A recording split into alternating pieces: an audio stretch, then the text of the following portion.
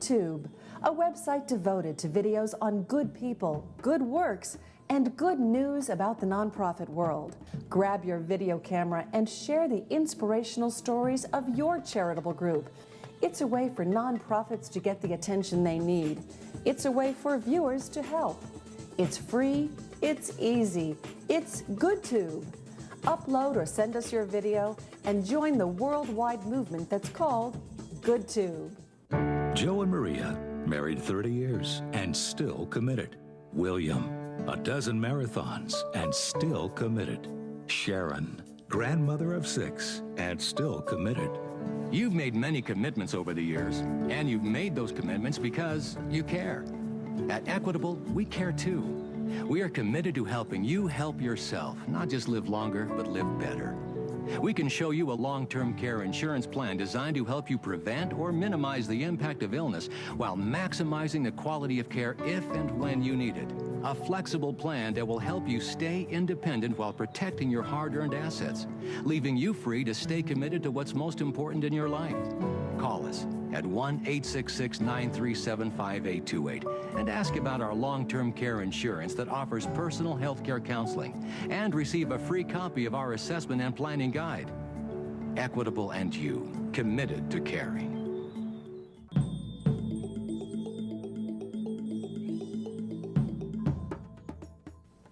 Welcome back to Profiles in Caring, as we share the very successful endeavors of Global Deaf Connection, teaching deaf Africans to be deaf educators. Here again from Uganda, Doug Jardine.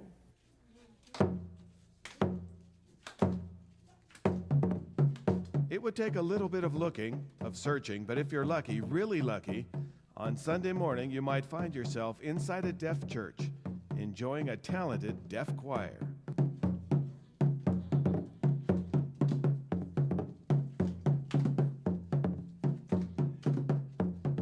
Welcome back to Profiles in Caring, coming to you this week from Uganda and Global Deaf Connection. We've told you about a couple of students attending the Professional Teachers College here. Well, behind me and included in this setting, in this little church in the capital city of Kampala, is the family that literally took in and cared for Simon. I was born hearing. About 9 to 10 years I became deaf. I'm told that I was taking care of cows at home. Then there was a lot of wind came. So my stomach became big that evening. So then I developed strong sickness. I was almost going to die. So when they took me to the hospital, so they told me actually wind, this dust had gone in my ears, my mouth, my stomach. So my brother came at night, started talking to me in the night, in the middle of the night. I think it was around 10, I couldn't hear.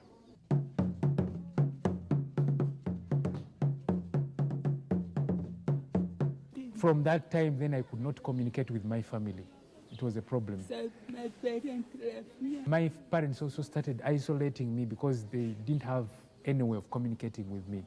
So my parents began to realize that I was a useless person. So they started leaving me alone. So I started staying alone. I stayed at home for about 2 years. So I realized that when I would stay at home, I would stay hungry, no food at all. But when I got these friends, these children, and I found out where they were going to in school, they were giving some food. So it forced me to join school so that I could have something to eat. They picked me and brought me to Kampala.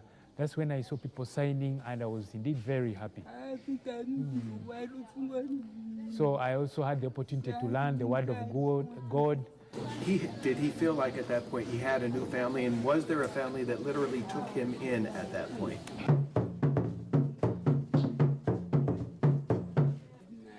Yeah, I was taken over by the church. I stayed at the church, at the DMI. They gave me a home there.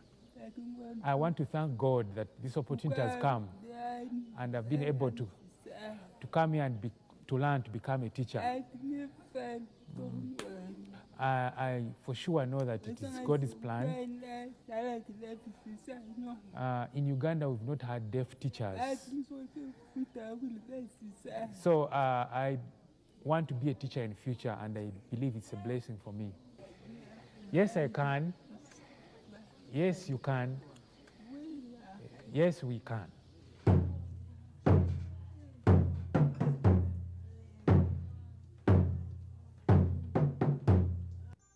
Global Deaf Connection has some incredible partnerships that help offset costs of scholarships offered to the deaf students here. They really couldn't do anything without generous funding by the United States Agency for International Development, or USAID. The price tag? Well, it costs GDC about $2,000 to put one student through the 2-year course here. That's for tuition, books, with a percentage also from each student going towards language interpreters and workshops.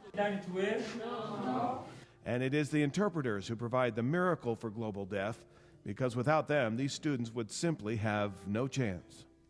It's quite tough and challenging, but one needs to have the courage and confidence to do it. What are some of the challenges that you come across interpreting all day long for the deaf? Some subjects sometimes are difficult to interpret. Like when it comes to sciences, there are some technical words which are quite difficult. Then some new words to sign and make students understand. It's not easy, but you have to use all your ways to explain.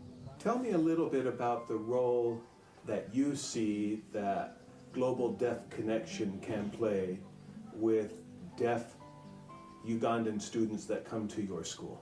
I knew it is difficult to teach deaf people to become teachers. That was the challenge. And I never knew that it can be done. And the coordinator said, we can give you assistance. And one of the assistance is to make sure that they pay for the sign language interpreters, Ugandan Sign Language interpreters. They can pay tuition, the fees for these deaf student teachers, which they have already done. Kenya has 41 schools for the deaf, Uganda only a handful, and this is the very first attempt to educate deaf teachers here. It is not an easy thing to do, although the government recognizes their worth. In much of society still, the deaf are not seen as equal. Anybody, including me, I can be disabled anytime.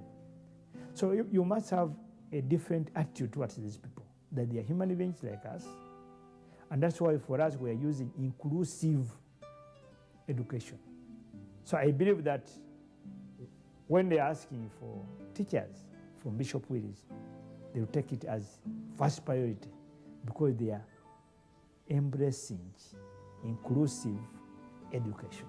After graduation, we have an understanding with the government of Uganda that they will then be hired to go back and teach at their schools and units for the deaf. So it's something a number of governments are very interested in because it creates a forum where you have the deaf working with the deaf and allowing the deaf to participate in the development of their own schools and as a whole their own community. What is happening here in Uganda is about where the United States was about 30 years ago. Promising indeed, but so very far to go.